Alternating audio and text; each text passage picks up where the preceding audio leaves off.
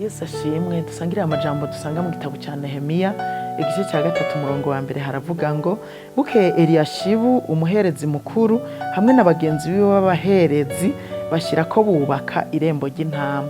Dusangire ijambo rivuga ngo igikorwa ni ica twese.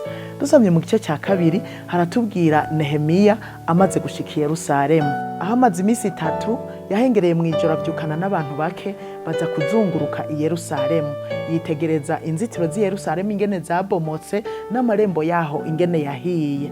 Yegeranya amakuru yose y'ivyabaye i Yerusalemu. Nk'uko natwe iyo dufise umugambi dukwiriye kubanza kwegeranya amakuru yose kugira ngo tumenye ivyo dusigurira abantu, kugira ngo bibatere intege gukora. Amaze kwegeranya amakuru niho yaciye yegeranya aba bantu basigaye aramasigarira i Yerusalemu, ababwira ingene i Yerusalemu habaye imisaka n'amarembo yaho ukuntu yahiye, ukuntu basigaye baragatwengo. Yababwira ivyo yiboneye neza atari ivyo yabwiwe nk'uko bari babimubwiye amakuru akiri i Babuloni.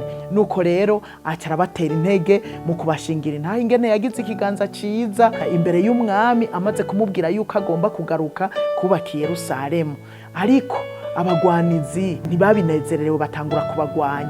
Arabatera intege arababwira ngo Imana yo mwijuru niyo izotuma bikunda. Iyo yabanye nanje nkagira ikiganza ciza ku mwami niyo izotuma bikunda. Nimuze abasavyi bayo dushire ko twubake. Aya majambo twasomye avuga ngo bukeye Eliyashibu umuherezi mukuru n'abagenzi biwe b'abaherezi bashira ko bubaka irembo ry'intama.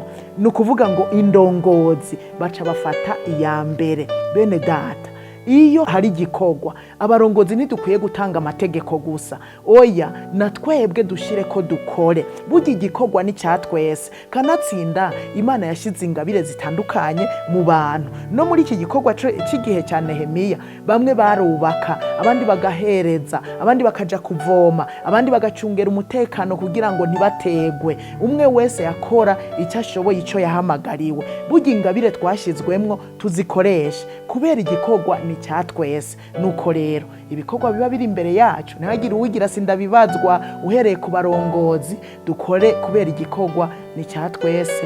Yesu abahezagire.